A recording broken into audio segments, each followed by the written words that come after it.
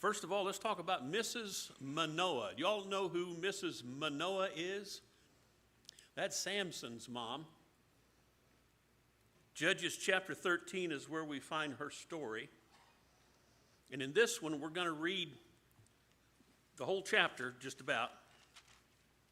But it's not long, and I think you'll find it interesting. So start with me at chapter 13, verse 1. It says, the sons of Israel again did evil in the sight of the Lord. Oops, sorry, I'm not wearing a collar mic tonight. I'll just stand back here. And so the Lord gave them into the hands of the Philistines 40 years. So how long would 40 years go back to from right now? Yeah, all the way back into the 1900s. That's a long time. There was a certain man of Zorah, the family of the Danites, whose name was Manoah, and his wife was barren and had no children. Then the angel of the Lord appeared to the woman and said to her, behold, now you are barren and have borne no children, but you shall conceive and give birth to a son. Now therefore be careful not to drink wine or strong drink or eat any unclean thing, for behold, you shall conceive and give birth to a son, and no razor shall come upon his head, for the boy shall be a Nazarite to God from the womb. And he shall begin to deliver Israel from the hands of the Philistines. So what's happened? An angel of the Lord, or the angel of the Lord, appears to this young lady and says, you haven't had any kids, but you're going to, and he's going to be a Nazarite. Who else was a Nazarite in the scriptures that you know of? John the Baptizer?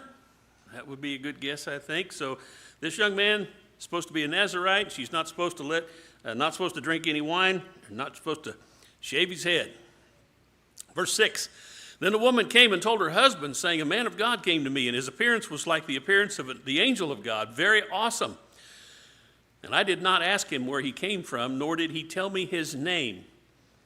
But he said to me, behold, you shall conceive and give birth to a son. Now you shall not drink strong wine or strong drink, nor eat any unclean thing, for the boy shall be a Nazarite to God from the womb to the day of his death.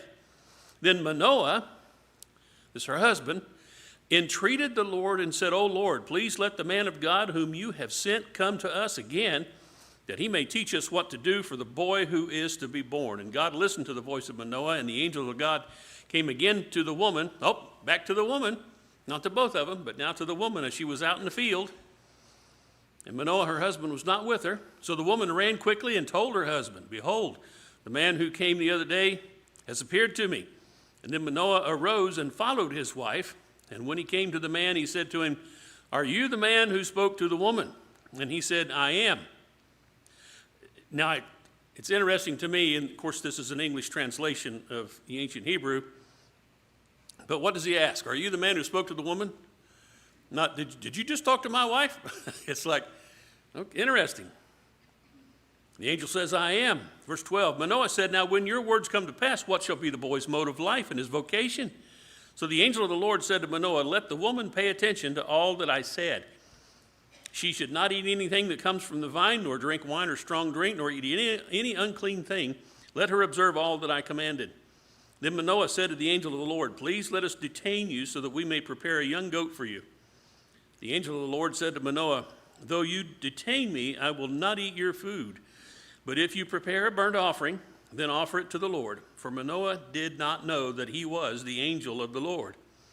Manoah said to the angel of the Lord, what is your name, so that when your words come to pass, we may honor you? But the angel of the Lord said to him, why do you ask my name, seeing it is wonderful? So Manoah took the young goat with the grain offering, offered it on the rock to the Lord, and he performed wonders while Manoah and his wife looked on. So they prepared this offering, this meal, bring it to the angel. He doesn't know it's the angel of the Lord, and that's what the text says, but he brings this meal to him after the angel has said, you can bring it to me, but I won't eat it, but if you want to make an offering, that's fine. So there they are. And it says, he performed wonders while Manoah and his wife looked on. It doesn't elaborate about the wonders except to say in verse 20, for it came about when the flame went up from the altar toward heaven that the angel of the Lord ascended in the flame of the altar. When Manoah and his wife saw this, they fell on their faces to the ground. Now the angel of the Lord did not appear to Manoah or his wife again. And then Manoah knew that he was the angel of the Lord. So Manoah said to his wife, "We shall surely die, for we have seen God."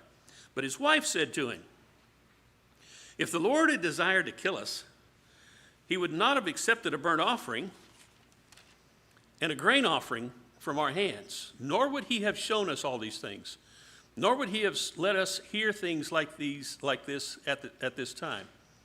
And then the woman gave birth to a son, named him Samson, and the child grew up, and the Lord blessed him. And the Spirit of the Lord began to stir him in Mahanadan, between Zorah and Eshtaol. All right, now there's the story. That's how Manoah came to be with child that was going to be Samson. And when I read this, I think she, to me, is the unsung hero here. First of all, she recognized the legitimacy of the message that the angel gave her. She didn't say, "Oh, I don't believe that. I've been barren all this time. There's no way for me to have a child now." She didn't poo-poo it, didn't degrade it. She accepted the message, and she honored this message, considering it true. She heard it, she honored it, and then she went and she told her husband. Remember this morning, Mike's lesson about marital relationships and submission to the husband? She goes and tells him that she saw an angel. And she does it both times because the angel appears to her twice when he's not around. I think that's interesting too. So the angel appears to her both times. In verse 6 and in verse 10, she goes and reports to her husband what she has seen. And she showed honor to the messenger. If you look at verse 20, of course, this is where the angel ascends in the flame that came up from the sacrifice. And of course, she and her husband both honor the messenger by falling on their faces to the ground. But then things kind of part ways a little bit between her and her husband. What does the husband say? "Oh man, we're going to die. We've seen God. That's the end of us." But she is the one who keeps a level head. And she says, well, you can read it for yourself. We can read it again. Verse 23. "If the Lord had desired to kill us, he would not have accepted a burnt offering and a grain offering from us." That's the first bit of logic that she reasons out with her husband. "Nor would he have shown us all these things." So she's thinking rightly. Now, I don't know if when you read this narrative for the first time, if you thought like she was thinking, now why in the world would God send his angel to give you a message about having a son and then kill you? That doesn't make any sense at all. But see, we would be reading it from the standpoint of people who would be much more objective because we haven't experienced these awesome things, but they have. But she still keeps a level head. And she says to her husband, God would not kill us. If he wanted to kill us, he could have, but he accepted our offering.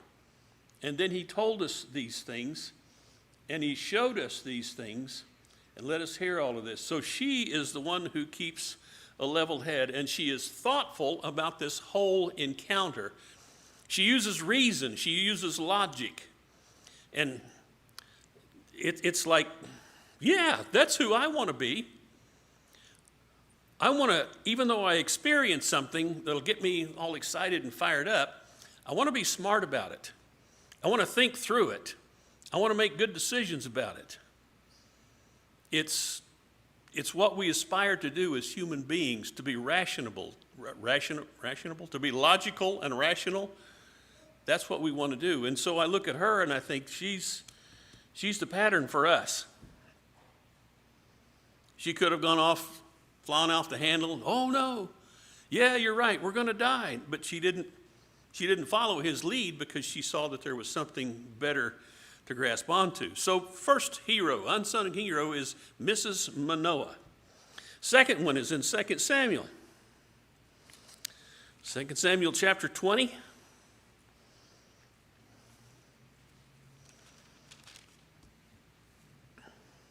So many interesting stories. I hate to call them stories because they're not stories like the Three Bears or Goldilocks and all that. These are accounts, but we can still call them stories because they're a narrative. 2 Samuel chapter 20, verse 1. Now a worthless fellow happened to be there whose name was Sheba, the son of Bichri, a Benjamite, and he blew the trumpet and said, "We have no portion in David, nor do we have inheritance in the son of Jesse. Every man to his tents, O Israel." So David has become king, and this man is right from the outset saying, we're not going to follow him. We're going to rebel against David. Now, by the way, who is David? God has said of David, he's a man after my own heart. What has God also done with David? He sent his prophet, Samuel, to anoint him to be the next king. So this is the man who is God's choice. Consider the contrast between Bichri and David. When Saul was trying to kill David and God delivered Saul into David's hand, David did not lift his hand against Saul. Why not? Because he knew Saul was God's anointed. Even though God had rejected Saul, he was still God's anointed, and David, out of honor for God's anointing, would not lift his hand against Saul. But here is a man who throws all that away, who disregards God's choosing of David. So he leads a rebellion against him. When it says he blew the trumpet, that simply means he sounded the trumpet so that people would gather to him, and when they gathered to him, he said, "We're not following David." And that was his rebellion. So we drop down in the text to chapter 20 and verse 14. And by the way, we're going to read about Joab. Joab is the captain of David's armies. And so it says in verse 14, he, Joab, went through all the tribes of Israel to Abel, even Beth-Maacah, and all the Beerites. Those were the legalists of the day. They were the Beerites.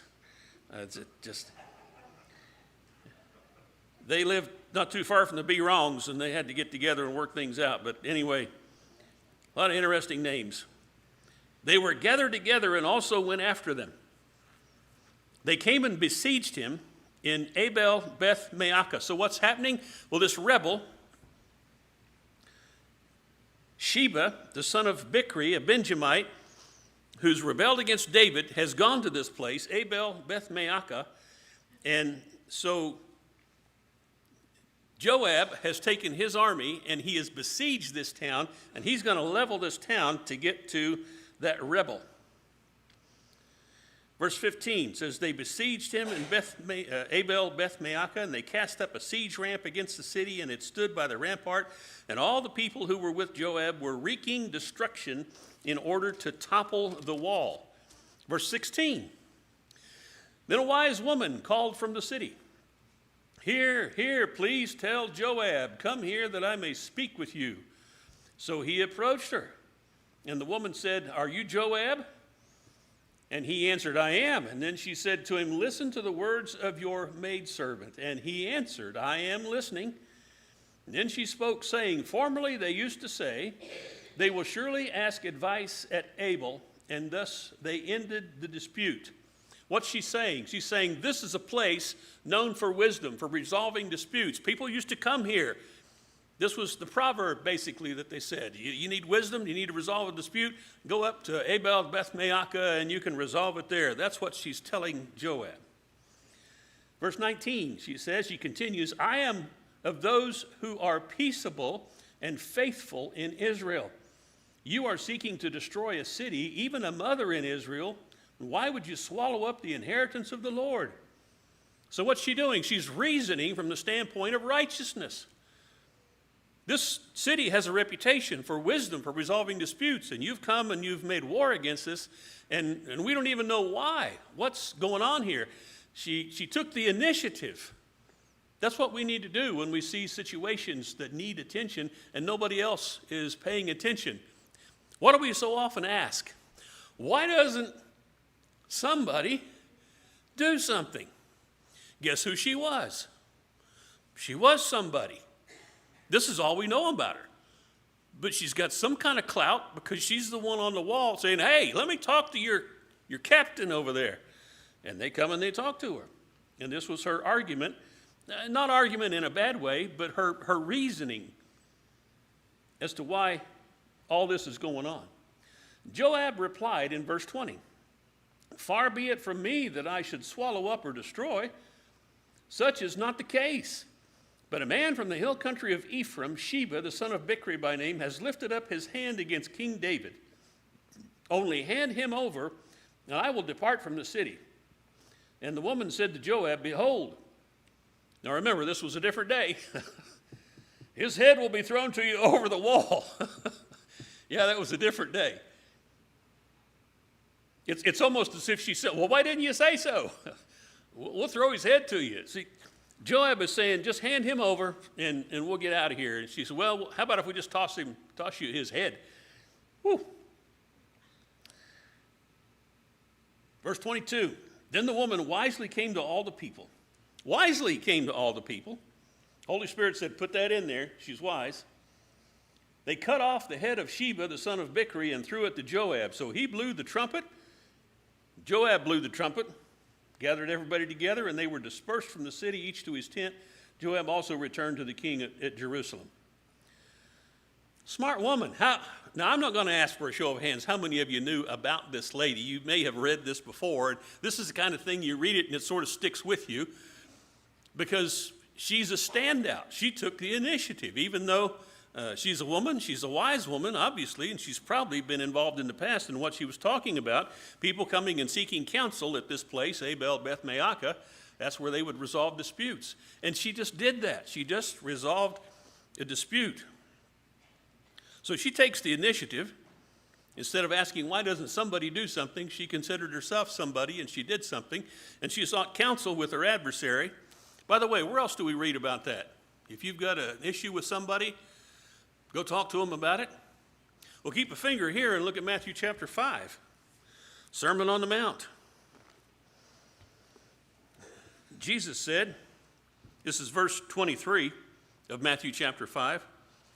"Therefore, if you're presenting your offering at the altar, and there remember that your brother has something against you, leave your offering there before the altar and go. First be reconciled to your brother, and then come and present your offering. Make friends quickly with your opponent. Make friends quickly with your opponent at law, while you are with him on the way, so that your opponent may not hand you over to the judges and the judge to the officer, and you be thrown into prison." Do you see the parallel here? Jesus says when there's a dispute, it's got to be resolved. What did Jesus come to do? But to resolve the dispute between God and humanity. And that's exactly what he did. God is all about resolving disputes, about reconciling people to one another. And that's what this woman did. And she hadn't even read what Jesus had said because her time was about 1,000 years before Jesus set foot on the planet in the flesh. So here is a woman who is very wise, and she keeps a level head, and she applies thoughtful reason in this whole situation. Remember what Isaiah said, or what God said through Isaiah in Isaiah chapter 1 and verse 18. Now, Isaiah is it's a volume of prophetic teachings, God trying to get Israel to turn, and some of its narrative about God working with the kings and the leadership. But at the very beginning of Isaiah's writings, God says, "Come and let us reason together. Though your sins are as scarlet, they shall be as white as wool." God wants to reason with us. He's willing to reason with us. And that's what this woman did. She took the initiative to reason with those who were coming against her, and God wants that to happen. She agreed with what was a reasonable and a just demand. We could call it that. Joab says, "Hand this guy over to me. He's a rebel against the king." And she says, "All right, we'll do that. By the way, how about if we just throw his head to you?" That was reasonable. That was just. And that's what happened. A lot of interesting things in the Bible. It was a different day back then. Maybe we need to bring some of that back. All right, I better move on. Third one, this is a third and final one we'll talk about tonight. 2 Kings chapter 5. You may be a little more familiar with this account, because I probably talked about him quite a bit through the years, but this is about Naaman. Naaman the Syrian, who was also a leper. 2 Kings chapter 5, verse 1. Just read a couple verses to get started. It says, Now Naaman, captain of the army, the king of Aram. Aram is Syria, by the way. Syria is Aram. The Arameans are the Syrians. He was a great man with his master and highly respected, because by him the Lord had given victory to Aram. The man was also a valiant warrior, but he was a leper. Now the Arameans had gone out in bands and had taken captive a little girl from the land of Israel. She waited on Naaman's wife. She said to her mistress, I wish that my master were with the prophet who is in Samaria, and then he would cure him of his leprosy. Naaman went in and told his master would be the king, by the way, king of Israel. Thus spoke the girl who is from the land of Israel. Or I said king of Israel, king of the Arameans, king of the Syrians. So she's the first hero in this narrative, that little girl. Doesn't say how old she was. Wouldn't you like to know how old she was? Was she a preteen? Was she a teenager? She was a young girl. She wasn't even Syrian. She was an Israelite, and she was taken, kidnapped, absconded with in one of the raids the Syrians made against Israel. And by the way, by that time, the Israelites had left God. So don't be too upset about that. She might be better off with the Syrians than she was with the Israelites. And what did it just say in verse 5? The Lord had given him victory. So there's that. But what does this little girl do? In her heart, she has her master's best interest central. And she says, I wish he could go see the prophet that's in Samaria. How did she know about that prophet? I have no idea. But she did know about the prophet. And that information was not something she kept to herself. I'm not going to tell him about that guy. He might go and get cured. No, she wanted him to have a curing. And so she says to her mistress, I wish that my master were with the prophet who's in Samaria. He would cure him of his leprosy. That was enough. The message from that little girl seemed legitimate in the eyes of Naaman for him to go to his master, the king of the nation. And he says, hey, I need to go down there. My little servant girl says there's a prophet, and there must have been something about that young lady's message and that some young lady herself that he said, that's exactly what I need to do and I'm going to do. And the king of Aram gave him his blessing to do that. So she's the first unsung hero. The willingness to spread some good news for the benefit of somebody you care about. That's an evangelistic message right there, if I've ever heard one. Well, then we drop down to verse 9. Naaman came with his horses and his chariots and stood at the doorway of the house of Elisha. Elisha sent a messenger to him, saying, Go and wash in the Jordan 7 times, and your flesh will be restored to you, and you'll be clean. But Naaman was furious, and he went away, and he said, Behold, I thought he'd surely come out to me and stand and call on the name of the Lord his God, wave his hand over the place, and cure the leper. Are not Arbana and Pharpar, the rivers of Damascus, better than all the waters of Israel? Could I not wash in them and be clean? So he turned and went away in a rage.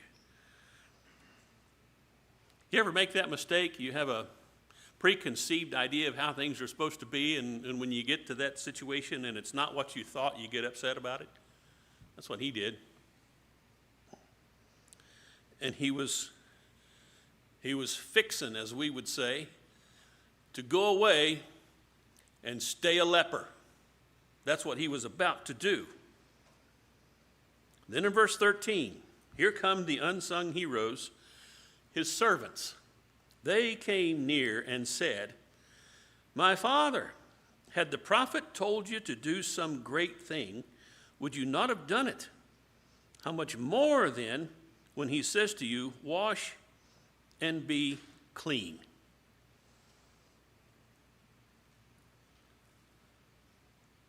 That woman in Abel Beth Maacah took the initiative to say something. These servants are taking the initiative to say something. They've heard what the prophet told him to do. They know that he's not going to do it, that he's upset, he's angry. Now, if you're thinking about your own welfare, you might say, I'm not speaking to him. He's upset. I'll just make him madder. It'll just make it worse. But they don't. They speak to him.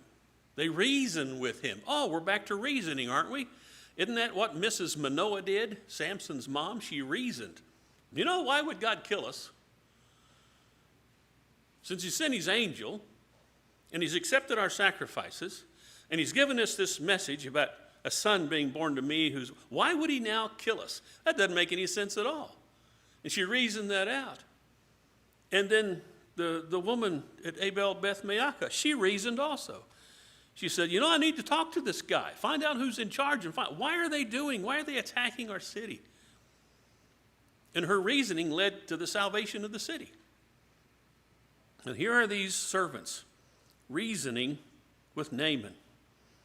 If he'd asked you to do some great thing, you would have done it. How much more to do this? Now think about where they're putting themselves. They're convincing their master to do something that he thinks is ridiculous. Well, what if he dips 7 times and he doesn't come up clean? I mean, they don't know. They're servants of the Syrian captain. They're putting themselves in a situation where if that didn't happen, maybe he'll be even madder than he was before he went into the river, because at least he was dry before, and now he's a wet, angry man. But they convinced him. And he went to the water. And he dipped himself 7 times, just like the prophet said, and you know the outcome of the story. But that never would have happened if it hadn't been for a little girl willing to say something. That never would have happened if it hadn't been for a little girl whose heart went out to her master and his pain, his bad situation, and wanting that to be better. Bless her heart. She must have had a good one. It never would have happened if the servants had been cowards. If the servants had said, I'm not saying anything. He's angry. He's upset. Let's just go on back to Syria and things won't be any worse than they were before we came. But they reasoned with him. It's like reasoning pops up with Samson's mom. Reasoning pops up with this woman in Abel Beth Maacah. Reasoning pops up again with the servants of Naaman. Is there a lesson here for you and me? We don't even know their names. Samson's mom, we're not told her name. We're not told the name of that woman in Abel Beth Maacah. We're not told the name of that little servant girl. We're not told the name of any of these servants. But we're told what they did. And it's so remarkable. And at the same time, in a way, it's not remarkable at all. Because all they did was look at the situation and do what made sense. Do what was reasonable. Do what was logical. Maintained a level head, as we would say, and went with that. So there's the lesson for us tonight.